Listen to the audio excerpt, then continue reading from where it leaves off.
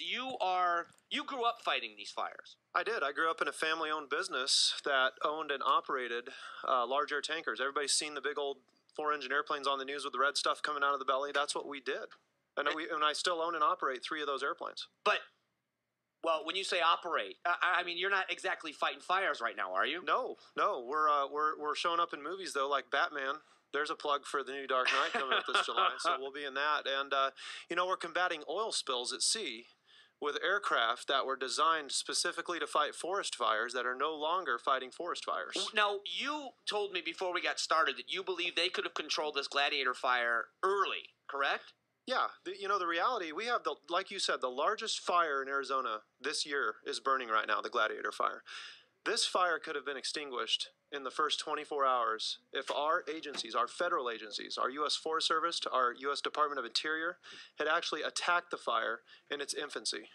So why would they not allow these tankers in the air to fight these fires? What's the premise?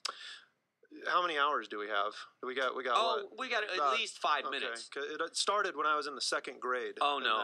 No. The reality, Mike, we have a federal policy now that restricts us, quite honestly, from effectively fighting the fires.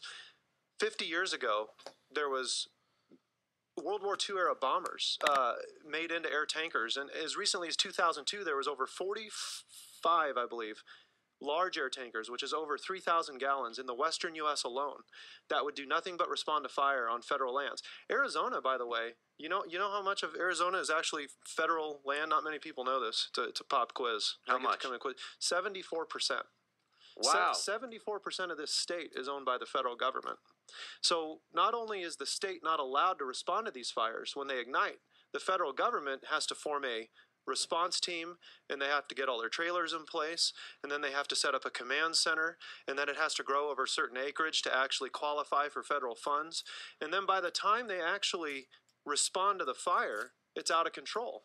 And you're burning people's homes, you're burning trees, you're burning timber that could be harvested, and I mean, we have killed our lumber industry in this state.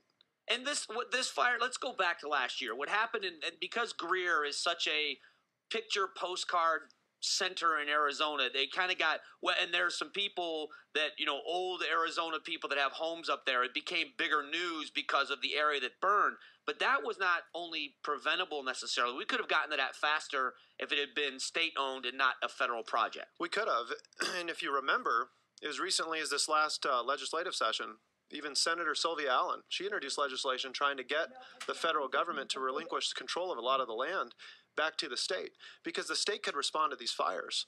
It's because the federal government's hold and the complete bureaucratic nightmare they have created that prevents us from fighting the fires. And do they just not want to put it out? I mean, is that part? I mean, do they just not want it to be put out? I mean, it can't be that easy. No, you got to understand, 60 years ago, Smokey the Bear had a great campaign, and we fought forest fires. I mean, we were out at the break of dawn when the winds were calm, and it was 100 acres. And by the way, air tankers don't put out forest fires. They build fire line around forest fires, and they stop the fire at a certain point. You can't do that with any other mechanism other than a large aircraft like that in these wilderness areas. You have to remember that 50, 60 years ago, our goal was to actually protect the forest. We had an environmental shift in policy in this country that decided, well, fire's good. It's part of nature. Well, it is, if you didn't overprotect the forest to begin with.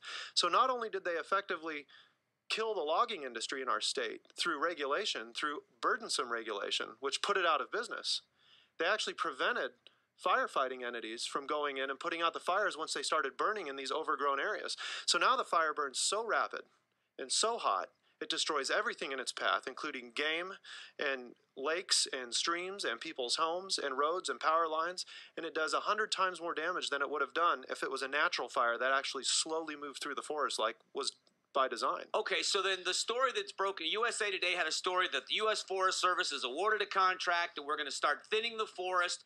300,000 acres, we're going to thin the forest now. Isn't that the Forest Service doing something? Yeah, for 300,000 acres. What did I say? This state is the 6th largest state in the nation, 72 million acres. I mean, it's a scratch on the surface. So this is just kind of just as lip service. It's showmanship. Okay. Absolutely. And they're probably going to do it close to major highways and roads so the public actually sees it and says, wow, look at how great our federal government is doing. Look at what great stewards they're being of the land. When in reality, the forest is grossly mismanaged. So is this kind of what we would call radical environmentalism at work? Is that what's happening here? People that think that they know how to manage the forest based on an environmental point of view that is damaging? Yeah, absolutely. You know, you have to look at what's gone on in those agencies over the last 30 years. And folks who truly, you know, I consider myself, by the way, an environmentalist. Not only did I grow up in this industry, I come from a ranching family in Arizona. I'm third generation here. We raise cattle. My dad still has 2 cattle ranches in this state. Now, where are the ranches? North of Wickenburg, one of our ranches, runs to the top of Yarnell Hill, and then north of Lake Pleasant, it's called the Boulder Creek Ranch, runs actually to the top of the Bradshaws where Crown King is.